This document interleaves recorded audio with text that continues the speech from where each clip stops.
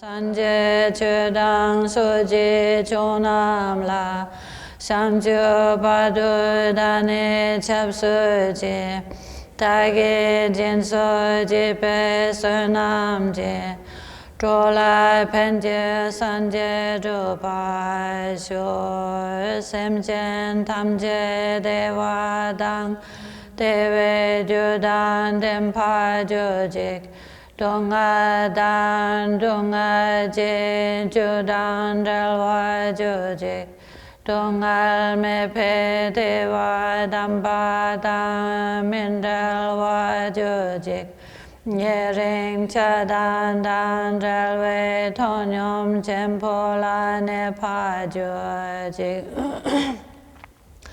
Semjen tamje dewa dan dewe judan dempa jujik Dunga dan dunga ji judan dalwa jujik Dungal me pe dewa damba dan mindalwa jujik Nyering chadan dan dalwe tonyom chempola ne pa jujik Semjen tamje dewa dan dewe judan dempa jujik Dunga dan dunga ji judan dalwa jujik Dungal me pe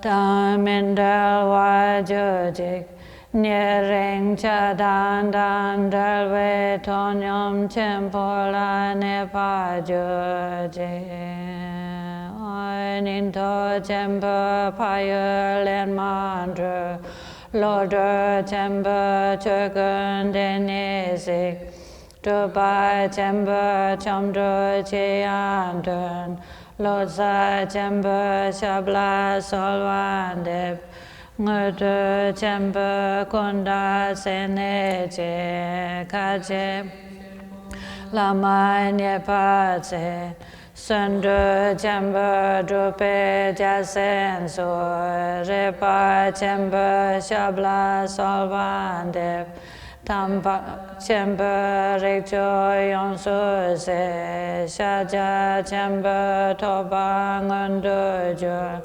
Tinle chempa kada nyampada Nigom chempa shabla solvandip Tamba namla gube satavdu Drupju tensin chonam shabden jing Tempa rinchen chojo jepadang Jitengele chempa chapa Sho jewa kuntu yanda lamadang Dame chuchi pala lon chuching Sadang lamji yanteng rapsune Dorje Chang Gopanyo tosho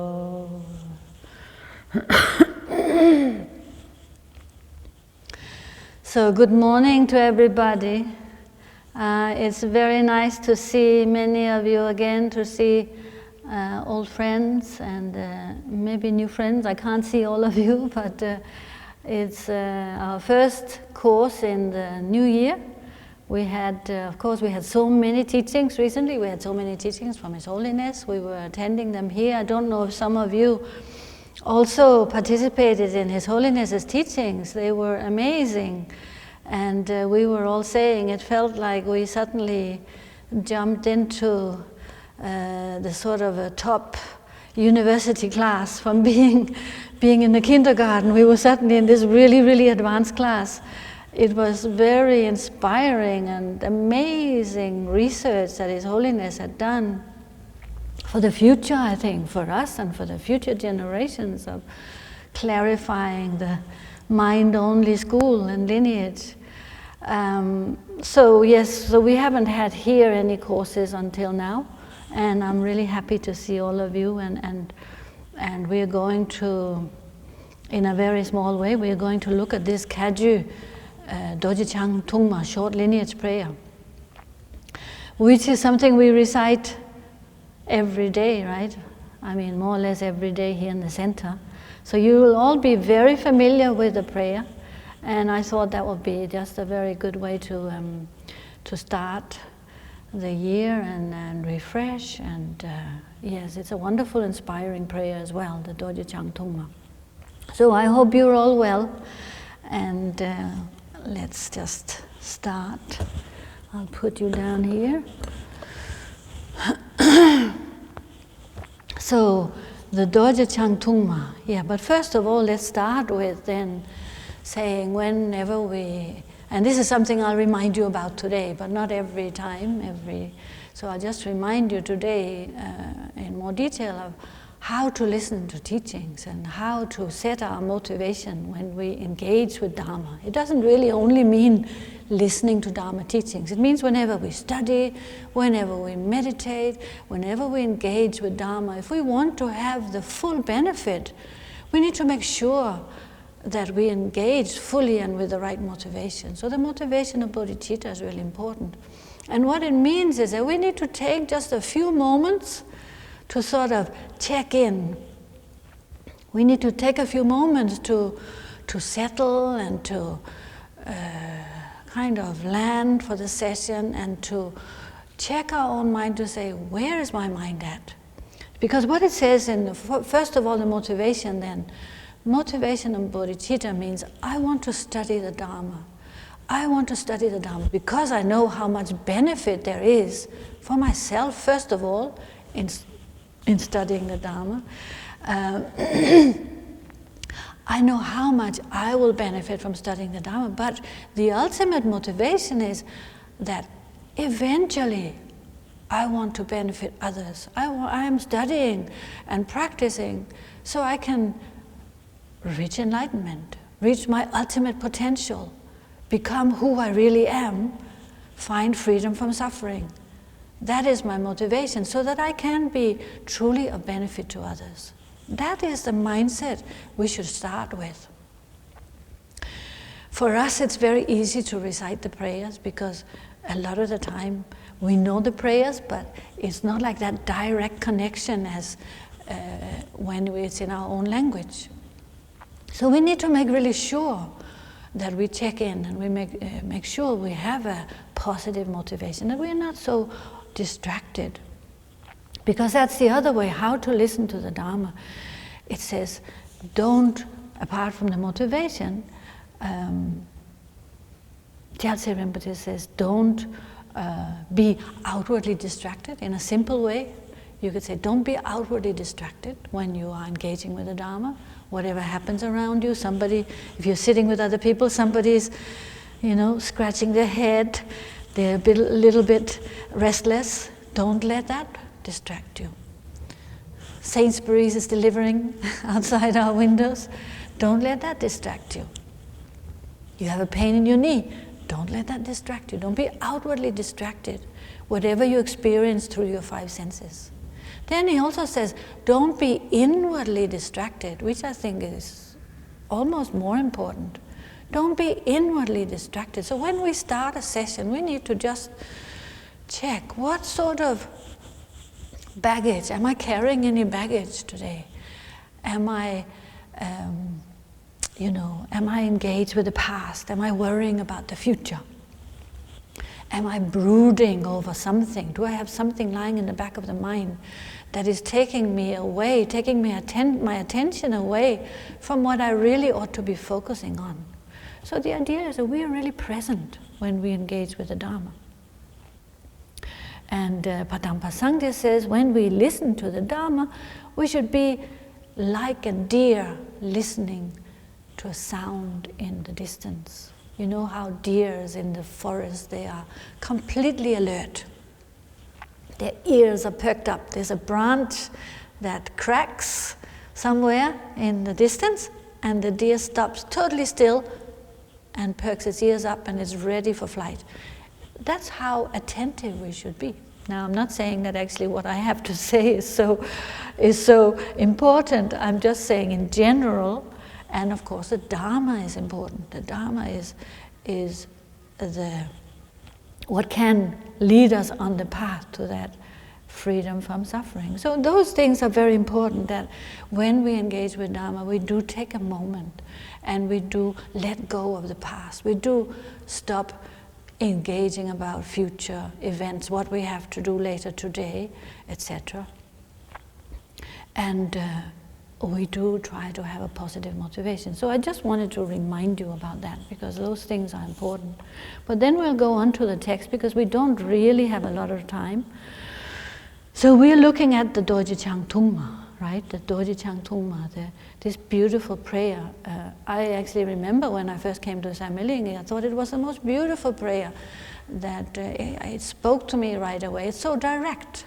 In a way, there's almost nothing that needs explaining about it, because it is so self-explanatory in many ways. But we will look at it in a little bit more detail. So it's composed, if you can use the word composed, by Benga Jampa Sangpo. So he lived in the 15th century, 1427 to 1489. But as you will know, if you listen to His Holiness, all these recorded years are not always accurate, but it's sort of around that time. And he was a student of the 6th Karmapa, Tongwa Dönden, and he was also the root guru of the 7th Karmapa, Chödrak Jamso. So he was a great lineage holder. He was a great master. And it said that all the teachings he received from the 6th Karmapa, he went off to do retreat. He went off to this very special retreat place to meditate on the teachings, which is what as students, what we are supposed to do. We are supposed to really assimilate the teachings, take them to heart, contemplate them, meditate on them, make them our own. It's like digesting food, right? When we eat, we have to digest it, and then we get the benefit from it. In the same way with the teachings, we must not leave it as intellectual knowledge or word knowledge alone. It has to become meaning and meaningful and direct experience for us. So that is what the lineage really means, that direct experience of what the teachings are. So Jampa Sangpo, he went off to this island in North Tibet to go into retreat.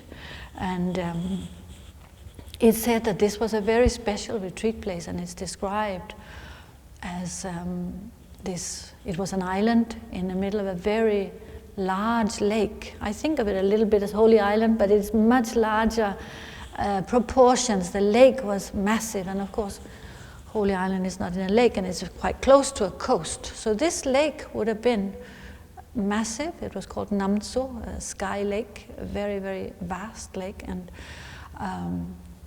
beautiful island. And the island was called Senmo Do, means like Do means a stone, and Senmo means a nail. So it was like a tiny stone, like the size of a nail, in the middle of this lake. So a small island in the middle of a very vast lake in the north of Tibet. And the thing, as we know from Tibet, is that the weather was rough, and probably still is, very, very cold in the winters, snow and ice a lot of the time. And so the thing about this island was that in the winters, the lake would freeze up.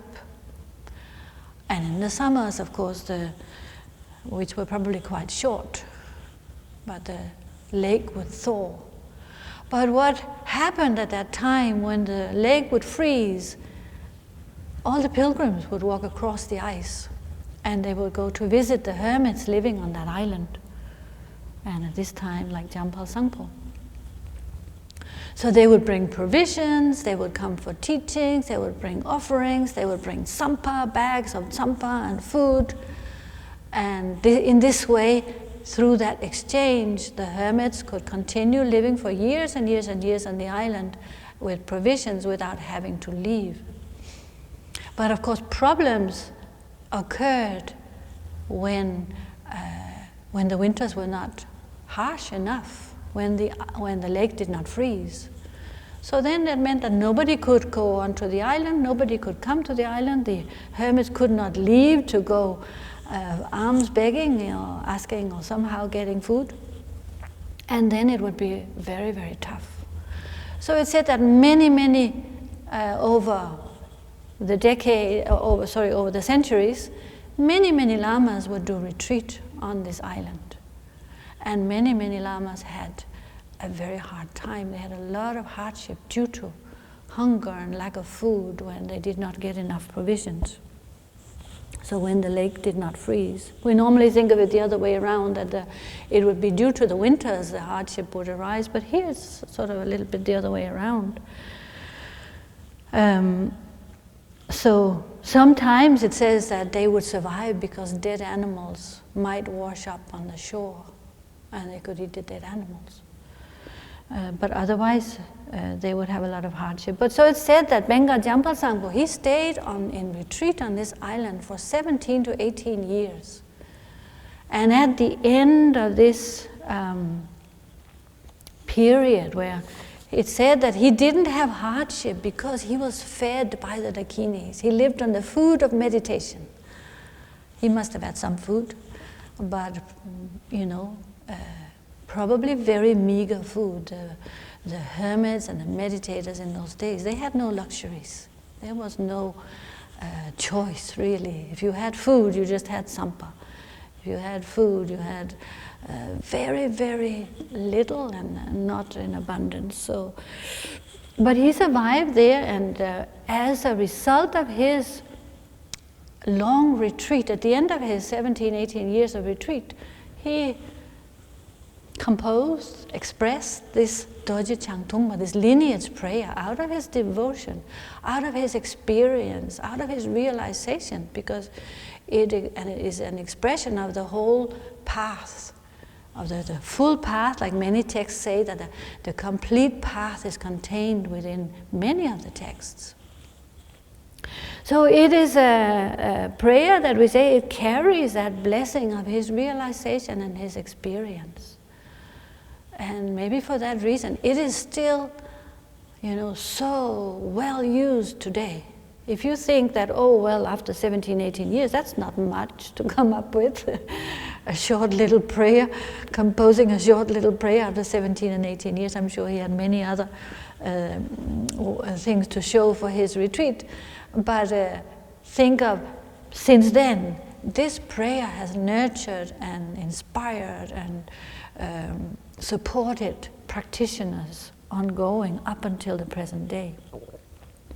So you could say that this is a doha, a spiritual song of realization, a spontaneous spiritual song expressing his realization. That's what you call the dohas. Many dohas. There are many dohas.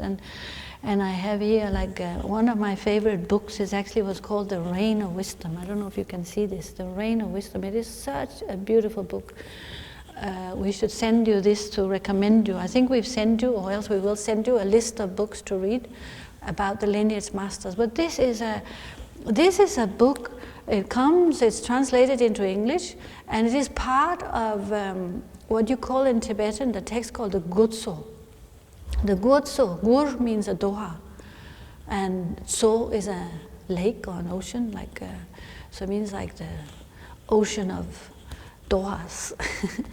Here it's called The Rain of Wisdom in the English translation, so it's not a literal translation, but this contains extracts from the Gutso, which is the dohas and spiritual songs of realization of the Kagyu lineage masters.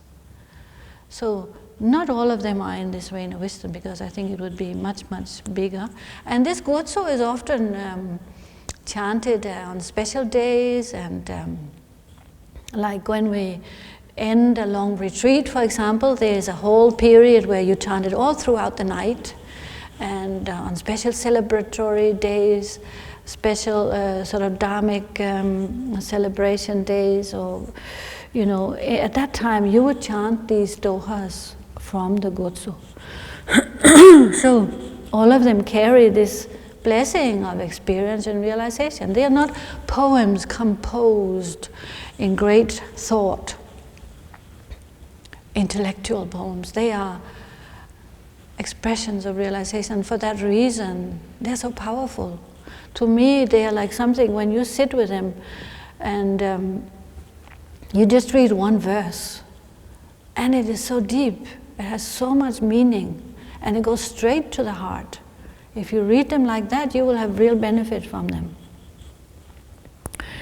So this Dorje Chang Tungma, Tungma means short. So there is a long and a short. This is what we call the Mahamudra lineage prayer. The long Mahamudra lineage prayer actually names all of the Mahamudra lineage masters. So all their names that you start chanting, Dorje Chang Chen, Yeshe Kantoma, etc. This one doesn't. This is quite short. But in essence they're the same. But that's why it's called the short lineage prayer. And so the prayer has two parts.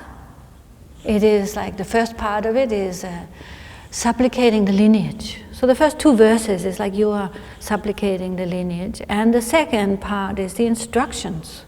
So how to practice the path, the spiritual instructions, how to apply ourselves on the path correctly, how to practice the path, how to engage on the path correctly. What are the things that are needed for us to progress on the path?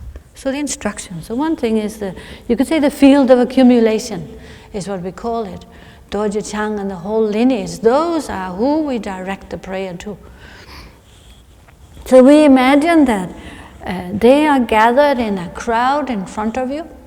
Just think of them in front of you, like what we say, the field of accumulation. When we direct any prayers, if we have praises or if we make offerings or we do aspiration prayers, we direct them somewhere to someone. So to the Buddhas, to all the Buddhas, to the gurus, to the lineage masters, if it is a deity practice, to the deity. So there is that sense of the presence of this divine, this ultimate perfection. So the guru, the lineage masters. And if you are not so familiar or aware or sort of good at visualizing, you can just have a feeling of their presence. This is not really about visualizing. It is just more of a devotional, aspirational prayer. But you have a sense of their presence, all the guru and the masters, and we are aspiring to follow in their example. So let me read the first verse. So it says, Great Dorje Chang.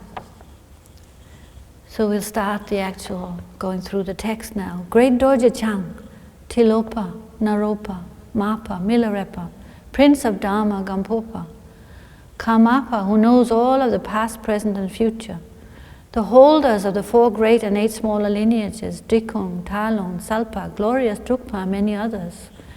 I pray to you who have realized the deep path of Mahamudra, the Dakpo line of oral transmission, that peerless protector of all beings. I will also uphold the tradition of the Kagyu Lamas. Grant your blessing that I may follow the example of their wondrous deeds. So we're supplicating the lineage in this part. This part is about supplicating the lineage, recognizing the lineage, the importance of the lineage, being aware of the importance of the lineage, the meaning of lineage, and naming each of these lineage masters.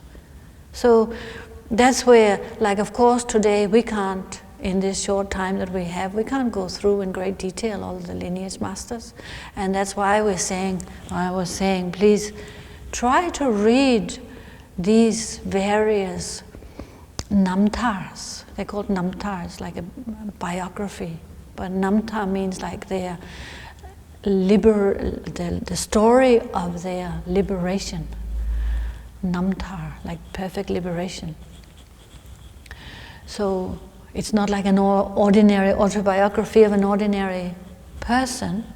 These are the stories of the liberation of the path of the liberation of these great masters. So those are important to become familiar with. If you see yourself as a Kagyu practitioner, a Tibetan Buddhist practitioner, a Kagyu lineage practitioner, you should familiarize yourself with these namtars that have been translated into English for your own benefit and for your own connection with the lineage, and to know what they have gone through and what they have experienced, because their life stories are a lesson for us. Their life stories show us that they all went through great difficulty and hardship, and they show us they had so much determination and diligence and faith and devotion. They show us the qualities that we should aim to have ourselves, aim to develop ourselves to whatever degree we're able to. They inspire us, they show us the path of the Dharma.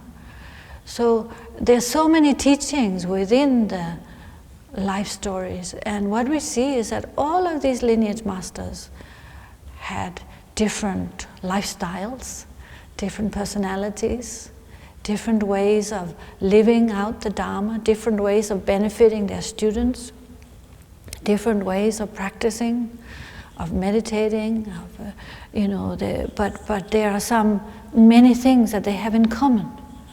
This great determination and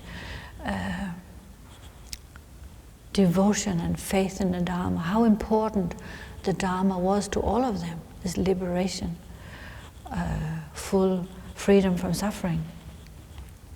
So it starts off with mentioning Dorje Chang. It doesn't mention Sakyamuni Buddha. It mentions Dorje Chang. So maybe we could bring up Dorje Chang. So in terms of here, Sakyamuni Buddha, like our lineage, the Kagyu lineage we start with, we say Dorje Chang, Tilopa, Naropa, Mapa, Milarepa, etc. It said that Tilopa received his teachings directly from Dorje Chang. It actually also in the life story of Tilopa mentions he had teachings from Naropa and many other great masters. But Dorje Chang, what Dorje Chang symbolizes is the Buddha. It's a Dharmakaya Buddha, the essence of Buddhahood, the essence of liberation, the ultimate and the potential that we all have for Buddhahood. It's a source of enlightenment, is what Dorje Chang is, the source. So you could say Dorje Chang represents all the Buddhas gathered into one. All the three jewels gathered into one. Dorje Chang represents our Guru, which is also the three jewels. So however you feel you can relate to that, if you have a Guru, if you have someone you see as your Guru, if you see the Karmapa as your Guru, if you see Akang Rinpoche as your Guru, if you see Lama Yeshe Rinpoche as your Guru, whoever you see as your Guru, this is your Guru represented in the form of Dorje Chang, and all of the great lineage masters represented in the form of Dorje Chang, all the liberated masters. So when reciting this prayer, we here, like, we focus on the meaning of the words, and we try to imagine Dorje Chang, even if we can just think of Dorje Chang in space in front of us, thinking that then Dorje Chang is this, he embodies all the qualities of the lineage masters and represents this essence of enlightenment, the wisdom of enlightenment itself, that is really beyond form, beyond color. It is limitless. So of course we don't see blue Buddhas in our day-to-day life, which is what we call the Nirmanakaya. Sakyamuni Buddha was a Nirmanakaya form, manifesting, the Dharmakaya manifesting in a Nirmanakaya form, that is a flesh and blood form that we can communicate with, we can directly relate to, we can directly receive teachings from. Although, of course, the Buddha died 2,500, 600 years ago, then we say the Guru today is embodying the Buddha. He's the Nirmanakaya form. The Guru is the Nirmanakaya form. And the Dharmakaya and Sambhogakaya forms are the source of that. So this wisdom mind that is unchanging. And so Dorje Chang, and the form and the color and the posture and what Dorje Chang holds, all of it represents all the qualities of Buddhahood, of this enlightened mind. The hands crossed in front, for example, represents non-duality, meaning this, realization and enlightenment is the recognition of this of non-duality. As long as we are experiencing duality, we are still within the relative truth. Ultimate truth is this recognition of non-duality. Relative truth is a dualistic experience, as long as there's a sense of I and others. I am suffering. I like, I don't like. I want, I don't want. I suffer. I am happy, I enjoy, I like. All of these ups and downs that we experience on a relative level is the unenlightened experience, and the enlightened experience is recognition of non-duality, which is represented in this mudra of Dorje Chang, where also he holds a bell and a dorje. The dorje itself represents the indestructible nature of his realization, and the bell represents wisdom. So this utter total stability of realization and enlightenment, there's no return from that. Once you have recognized that, once you have woken up from the dream, once you have completely recognized the nature of mind, you don't fall back, you don't sort of slip up anymore. So it is also skillful means and wisdom. There are many ways of interpreting this, but you could say his blue color represents the mind that has no limit. This mind of enlightenment has no boundaries, just like space has no boundaries. We say that in meditation, right? We say our mind is just like space. We tend to get confused because we identify with all the clouds in the space, with the dark days and the bright days, and with the moods that we experience, with all the mental activity we experience, which is like the clouds in the sky. We don't identify with the vastness and limitlessness of space, which is who we really are. But this is obscured by all of our sort of conceptualization, our negative emotions, etc. So this blue color is that limitlessness of the vastness, the lack of boundaries of the nature of mind, of this enlightened state. And all the ornaments, all of the different, the richness, the brocades and the earrings and the armlets, etc. These are actually all the same in all the different deities of the Sambhogakaya form that we visualize. If you're familiar with Chenrezig and Green Tara, etc., they all have very similar ornaments, and they all represent the richness of the qualities of the enlightened mind, such as the 6 perfections, for example, the 6 parameters: generosity, right conduct, patience, diligence, meditation, and wisdom. And then the crown, you see they all have the crown, which represents the 5 negative emotions have been transformed into the 5 wisdoms. So the 5 negative emotions are now worn as an adornment. They have become wisdom. The relative has become the qualities of the ultimate. It has been transformed. It has been seen through.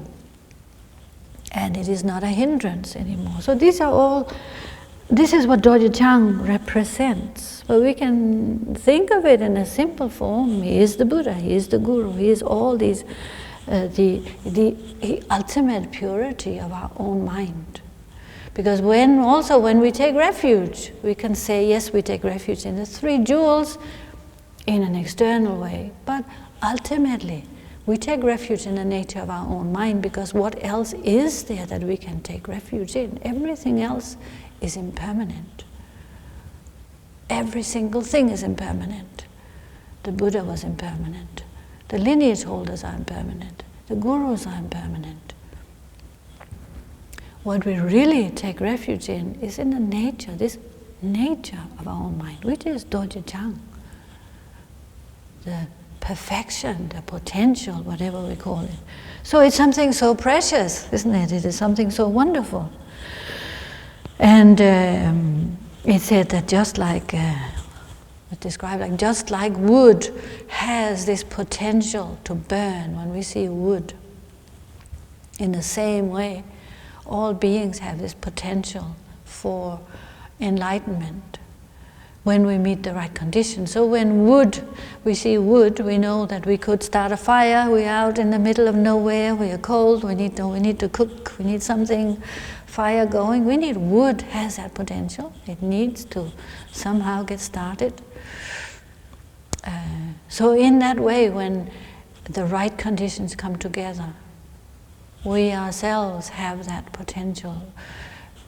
When the right conditions of meeting the teachings, engaging with the teachings, applying the teachings, then this inner potential can come to perfection, and our own Buddha nature can be realized, our own potential can be realized. So that is why also the lineage is so important, because they are the conditions needed. Without the right conditions, we are not going to find that perfection. We're not going to realize that potential. Just like a log that is lying on the ground, it is not going to catch fire just by itself. It would just rot away, right? It would just start to disintegrate. All the ants would carry it away. Rain would fall, moss would start growing. Without all the conditions coming together, it doesn't happen. So we are completely relying on those conditions. We need those conditions to come together. They're so precious for us to realize our own potential. The teachers, how fortunate we are to have found the teachings. How fortunate we are to have connected with the lineage. How fortunate we are to have still a lineage that is still alive today. There's one verse that really sort of resonated with me in the Rain of Wisdom. Just one little verse that says, it's the 9th Karmapa actually who said this in one of his dohas. He says, in general, the authentic Dakpo Kagyu, in particular, the supreme Dusum Chenpa, that's the first Karmapa, and the practice lineage, they are rarer than a star in the daytime. This tradition continues barely unbroken. Now this practice lineage of the Karma Kagyu is like sprouting seeds in the wintertime, discovering the barely existing, still existing. Now you should have single-minded perseverance. To me, this verse says so much, because it tells us how rare and precious it is to meet the lineage. It says, the 9th Karmapa says, it is like sprouting seeds in the wintertime. Meeting the Karma Kagyu, we are like someone who has come across harvest, what do you call it? Somebody who's growing fields of wheat in the wintertime. I guess it does happen, but it is very rare. We have discovered the barely existing, still existing, and that's so true. If you look around and say, how rare is it and how fortunate is it to have met the Dharma? How easily could we have missed it?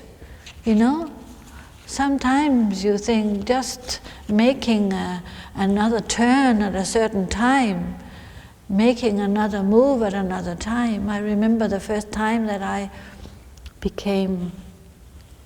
felt a connection with Buddhism. It was actually when I traveled in Nepal, And even though I was surrounded by all these, stupas and all sorts of Buddhist representations, it was not until like the very, very first time I remember connecting and feeling a connection with Buddhism, and a sort of like, some sort of like waking up, was I saw a flat double dorje.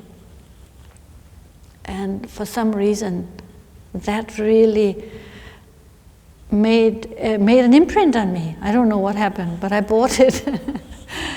And I might as well not have bought it. And there's so many times when we say, well, this may just as easily not have happened.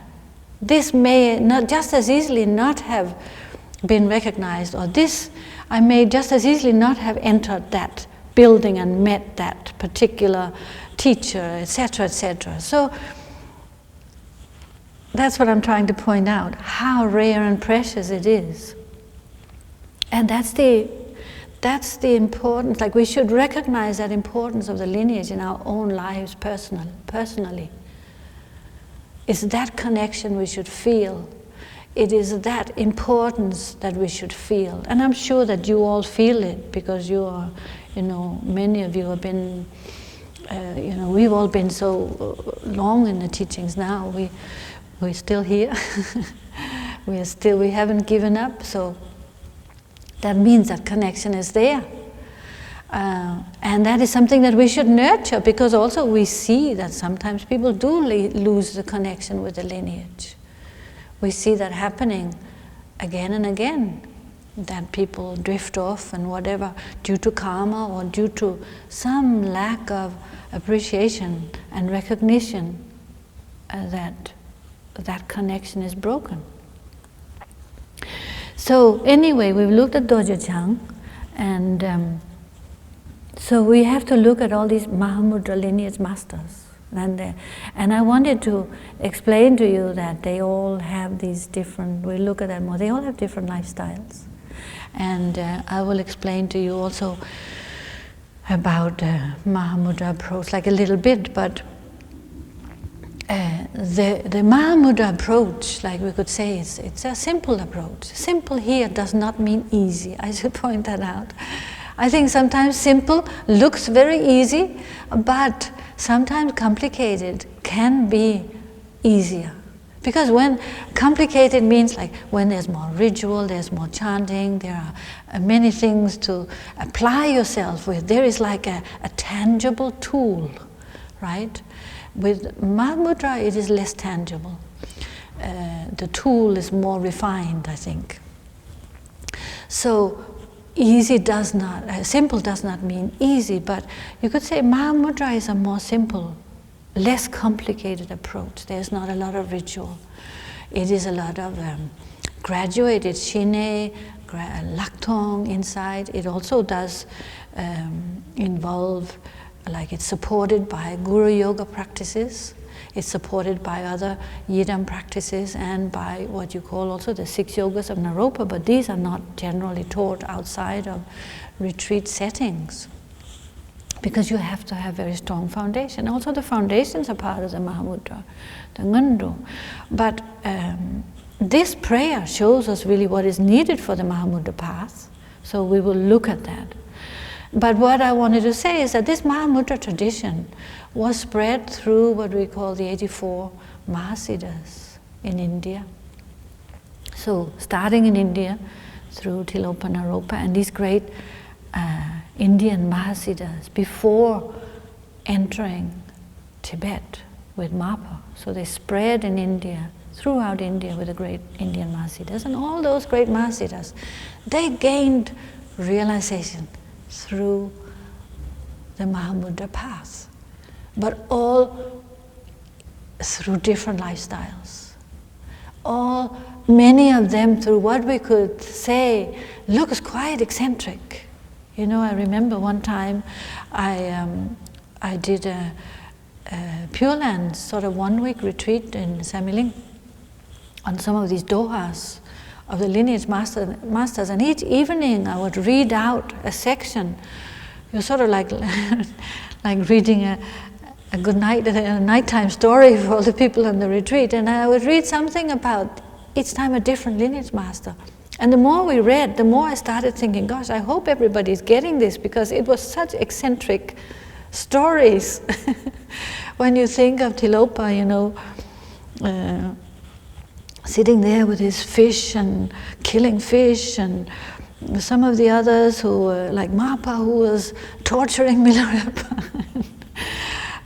seemingly, you know, if someone is very new when they come to read these stories, it looks very eccentric. Of course, we have to read them with the full picture and perspective in mind.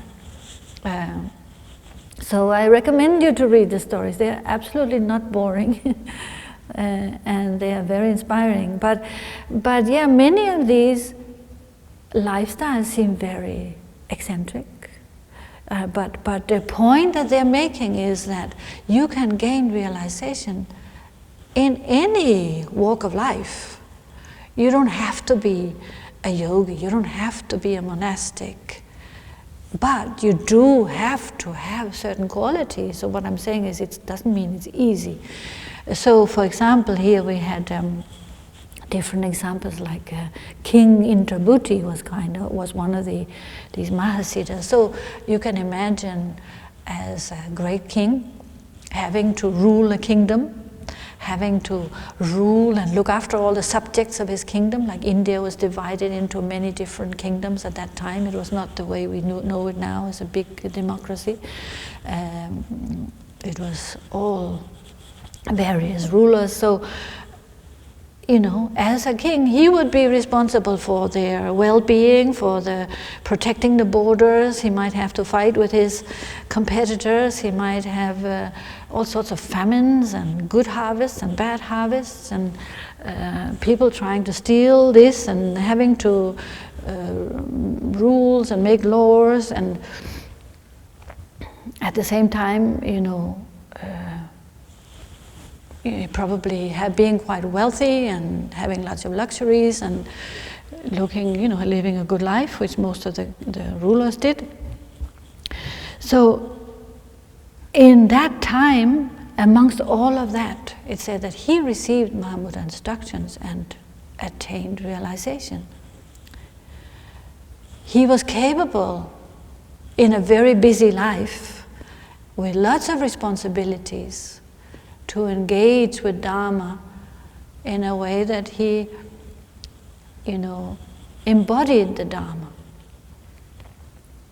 And Nagarjuna, who was another, he was a great scholar at Nalanda Buddhist University, which probably many of you have visited in India, which is now ruins, but it shows you the vast size of that Buddhist college or university, whatever it was, monastery. It was one of the greatest seats of learning. So he was a great scholar there. He had students, he had to teach, he was a scholar. He wrote many, many texts and deep, deep commentaries that he composed. He was extremely busy, great responsibilities. But of course,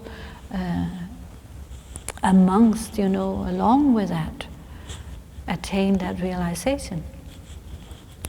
So when we ourselves think how in the 21st century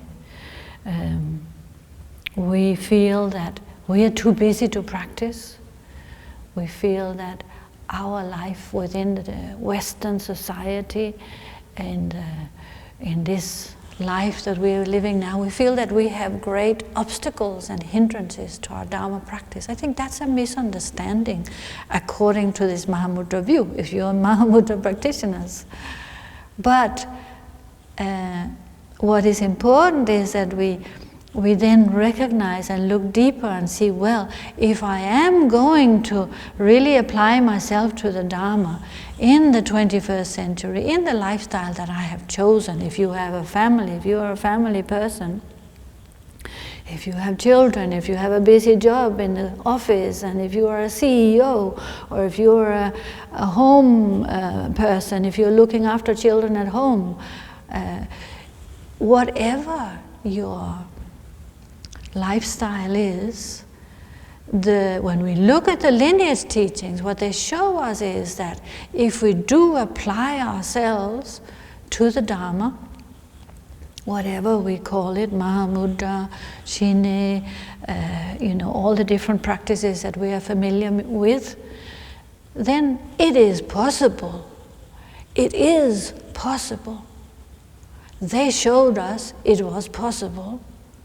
But they also, so now Lama Zangmo tells us in this Dorje Chang Tungma what is necessary for us to reach fruition, to really gain a result, to really benefit in our life directly, to make progress on our path. So that's what all the following verses, like I was saying to you, we need to look at. First, it shows us these two first verses, and today we are not. I thought we were going to actually manage to finish these two verses today, but it looks like we are not. We'll have to continue that next time. But after these two verses, then it goes into telling us how do we need to practice, and what are the qualities that we need to apply in order to attain what they attained. So, just like King Indrabhuti, Nagarjuna, then Tilopa. Tilopa, he was also at first a king. It was actually Nagarjuna who told Tilopa that he should leave his kingdom. He should leave. He should just wander, and he should actually go into retreat. So Tilopa, he spent 12 years meditating in a cave. Here we got Tilopa. Yes, here we got Tilopa. So he doesn't look like a king, right? He looks like a yogi there. He's got the meditation belt. You can see over his shoulder. His red meditation belt. So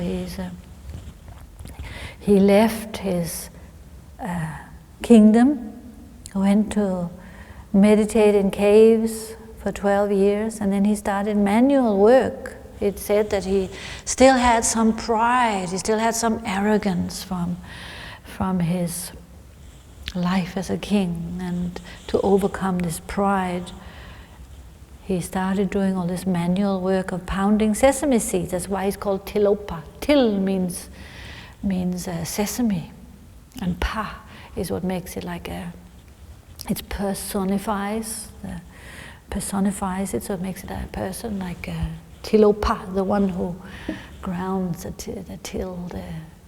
sesame.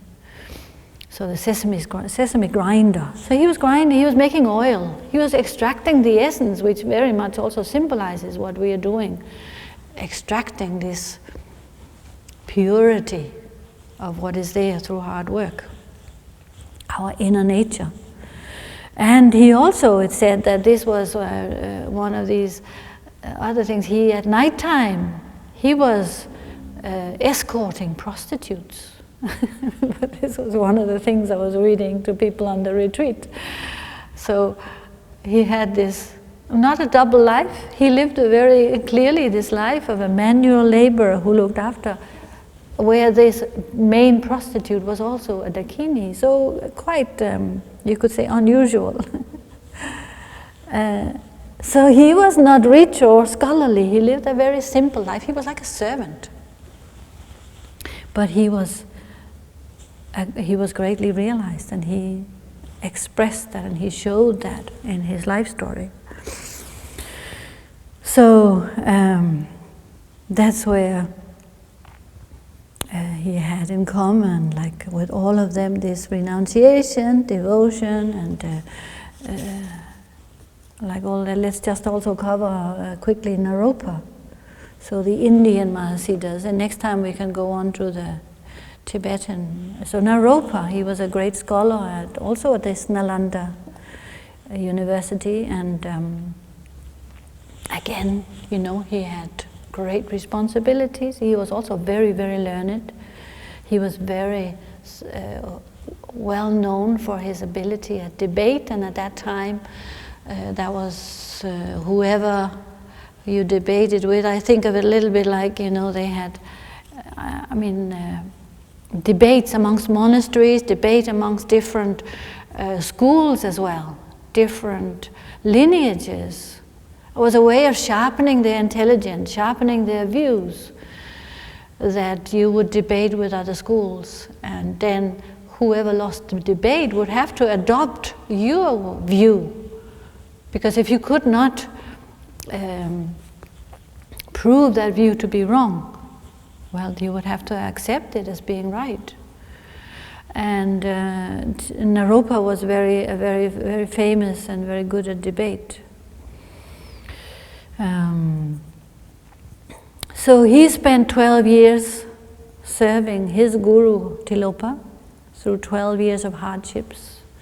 He was going through lots of hardship in his time as a student with Tilopa. Many of the times he nearly died. This you can also read about in his life story of how his strength and how his devotion and how his renunciation was put to a test, you could say. And in a way, yeah, it reminds us that the hardship that we face on our own path, we should not see it as an obstacle. We should not see hardships as impediments or as hindrances. We should see it as an opportunity for transformation. Transformation, which is what the path is about. Spiritual path has to be a path of transformation. If there is no transformation happening, it is not really, there is no growth. Growth is transformation. And that is what all these lineage masters show us, this path of transformation. They didn't necessarily do the ngondro the way we do it today, of 100,000 prostrations and 100,000 Dorje Sempas and 100,000 mandala and 100,000 guru yogas. We think this is great hardship to do. Maybe all the hardships they went through was their ngondro in some way, but it was certainly much harder than doing our current ninth Karmapa ngondro text. But in terms of hardship, our whole path is a ngondro.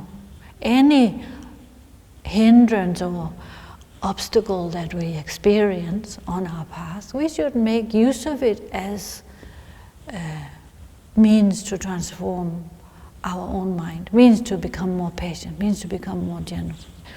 You can take. Means to become more open-minded, means to become more accepting and more flexible and more clear, to become more mindful, to become more present in our life.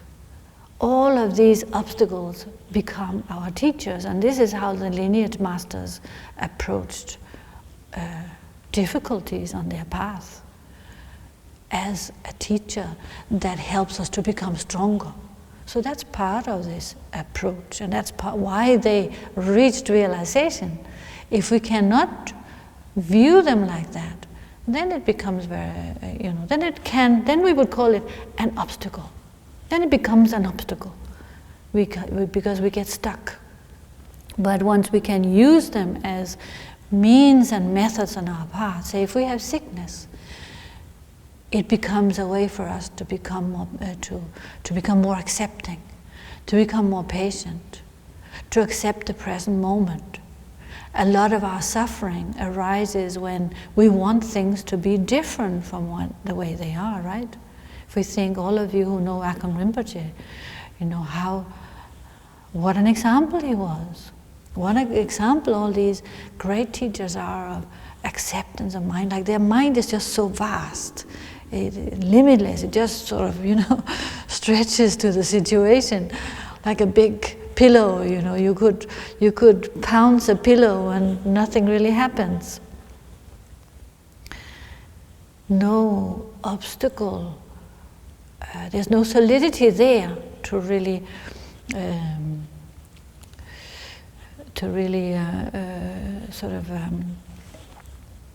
so because there's not that solidity, because there's a limitlessness of mind, there is no obstacle. That's kind of what I'm trying to say. So in that sense, we should try and have that attitude to whatever arises in our own life. This is what we need to learn from when we look at the lives of the lineage masters. Learn how to look at it in our own life and see that, well, what do I find difficult? What is difficult in my life? Well, this difficulty, I have to make that difficulty my teacher. In fact, on the path, it becomes my teacher. And if I don't have difficulties, then I don't develop strength on my path. I don't develop that patience. I'm not capable of becoming more and more, expand my mind further and further in whatever field it is I am, whether we are pounding sesame seeds, or whether we are great scholars, or whether we are kings and queens and princesses, and these days everybody can be kings and queens on the internet, right? We can be whatever we want to be, but what I mean is that we all have different roles to play, and within those roles there are different difficulties, and those difficulties is what we need to bring onto the path, and then they become our helpers and our teachers. So we'll have to leave it there, and we will continue next time to carry on with the lineage, and I wish you a very good week, and we will do the dedication prayers. So, yeah.